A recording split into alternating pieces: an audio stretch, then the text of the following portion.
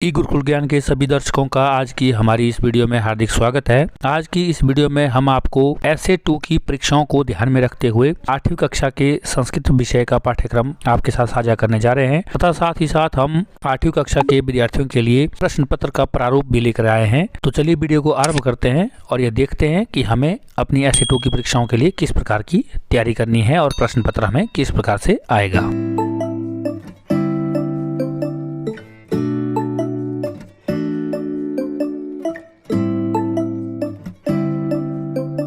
जैसा कि आप अपनी स्क्रीन पर देख पा रहे होंगे, प्रश्न पत्र प्रारूप कक्षा 8वीं के लिए संस्कृत विषय का यह प्रश्न पत्र है। तो इसमें पहला प्रश्न आपको एकस्य गद्यांशस्य हिंदी भाषायाम अनुवादः। एक गद्यांश का आपको हिंदी भाषा में अनुवाद करना है, उसकी व्याख्या करनी है। आपको यहाँ पर 2 गद्यांश आएंगे। गद्यांश से हमारा तात्पर्य है कि किसी भी अध्याय से जो आपके पाठ्यक्रम में है उसमें से कोई एक पहरा आ जाएगा 3-4 लाइनों का, उसकी आपने हिंदी करनी है। दूसरा प्रश्न रहेगा आपका द्वयोः श्लोकयोः हिंदी भाषायाम अनुवादः। 2 श्लोकों का आपने हिंदी भाषा में अनुवाद करना है। 5-5 नंबर का एक श्लोक रहेगा जिसकी आपने हिंदी बनानी है और 2 श्लोकों के 10 नंबर बनेंगे। तीसरा प्रश्न रहेगा हमारे पास गद्यांशं पठित्वा तदाधारेण संस्कृत भाषायाम एवं प्रश्नानाम उत्तराणि हित अवबोधनम। आपको ये पढ़े हुए अध्यायों में से आएगा, गद्यांश आएगा, आपको उसको आपने पढ़ना है और उसके आधार पर जो प्रश्न पूछे गए होंगे कि आपने उत्तर देने हैं।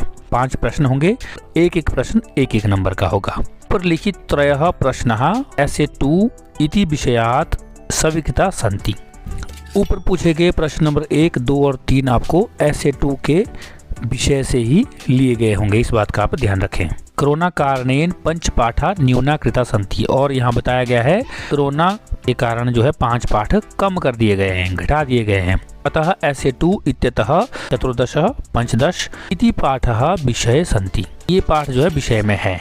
अतः इतः एव प्रश्नः भविष्यन्ति, यहीं से आपके ये 3 प्रश्न होंगे। इसके अलावा चौथा प्रश्न है हिंदी भाषायाम कथायाः सारः। इसके बाद आपको हिंदी भाषा में कोई एक कथा का सार लिखना है और कथा का सार आपको कथायाः सारः पाठ 1 पाठ 6 पर्यन्तम एव भविष्यति। पाठ 1 से पाठ 6 तक आपको किसी भी कथा का एक सार लिखने को आएगा। 5 नंबर का होगा। 5वां प्रश्न है पाठ्य पुस्तकस्य अभ्यासात् प्रश्नानाम उत्तराणि। तो आपको पाठ्य पुस्तक से अभ्यास से आपको प्रश्न आएंगे और उनके आपने उत्तर लिखने हैं। सर्वे प्रश्नः एसए 2 विषयात् एवं आगमिष्यन्ति। सभी प्रश्न एसए 2 विषय से आएंगे। एसए 2 विषय का तात्पर्य हमारा यह है कि जहां तक आपकी पूरी पुस्तक है, आपके 15 पाठ हैं, तो आपको 8 पाठ से आगे 8, 9, 10, 11, 12, 13, 14, 15 उनमें से ही आपको ये प्रश्न पूछे जाएंगे। प्रश्न नंबर 6 है आपका प्रश्न निर्माणम। आपको प्रश्न निर्माण करने के लिए आएंगे, उत्तर आपको दिए होंगे, जिनके नीचे आपको रेखा मिलेगी उनका आपने प्रश्न निर्माण करना है। यह संपूर्ण पुस्तकार्थ अर्थात पूरी पुस्तक में से कहीं से भी आपको आ सकते हैं। 5 प्रश्न होंगे, 5 नंबर के होंगे। 7वां प्रश्न होगा आपका रिक्त स्थान पूर्ति, खाली स्थान भरने आपने। ये भी आपको एसए 2 विषयात् एव भविष्यन्ति, एसए 2 विषय से ही होंगे। एसए 2 को आप ध्यान से समझ लें कि आधे से आगे वाला जो हमारा पाठ्यक्रम है। प्रश्न नंबर 8 है श्लोक लेखनम अर्थ सहितम। आपको एक श्लोक लिखना है, ऐसा श्लोक जो आपके प्रश्न पत्र में नहीं आया है, और साथ ही साथ आपने हिंदी भाषा में उसका अर्थ भी लिखना है। ये भी आपको पूरी पुस्तक में से आएगा। 9वां प्रश्न आपको शब्द रूपाणी बहुविकल्पात्मक प्रश्न। यहाँ आपको बहुविकल्पात्मक प्रश्न आएंगे। पाठ्यक्रम में निर्धारित सामान्य शब्द एवं, पाठ्यक्रम में जो निर्धारित किए गए सामान्य शब्द है उनमें से ही आपको बहुविकल्पात्मक प्रश्न आएंगे। जैसे राम शब्द को षष्ठी विभक्ति में लिखिए, षष्ठी विभक्ति एक वचन में, द्विवचन में, बहुवचन में, इस तरह से आप वो प्रश्न आएंगे। दूसरा है 10वां प्रश्न धातु रूपाणी बहुविकल्पात्मक प्रश्न। यहाँ भी आपको विकल्प दिए होंगे कि भू धातु आपने लट लकार में किस प्रकार से उसका रूप बनेगा। तो ये आपको जो आपका पाठ्यक्रम है उसमें जो निर्धारित शब्द और धातु है उनमें से ही आएंगे। तो अगला प्रश्न देख लीजिए 11वां प्रश्न। 11वां प्रश्न आपको संधि या संधि विच्छेद आएगा। यह भी बहुविकल्पात्मक प्रश्न होंगे, अर्थात आपको कोई संधि दी होगी या फिर संधि विच्छेद दिया होगा, उसके आपको 4 ऑप्शन दिए होंगे, उनमें से आपने छांट करके उसका सही आंसर लिखना है। ये भी आपको पाठ 1 से लेकर पाठ 15 पर्यंत पूरी पुस्तक में से ही आएंगे। 12वां प्रश्न है संख्यात्मक शब्द। आपको 1 से 100 तक गिनती आएंगी, उनको आपने लिखना है, संस्कृत में लिखना है। जैसे बीच बीच में आपको 10 आ गया, 15 आ गया, 18 आ गया, इस तरह से आपको उनको संस्कृत में लिखना है। 13वां प्रश्न है प्रकृति प्रत्यय विभागम संयोजनम वा।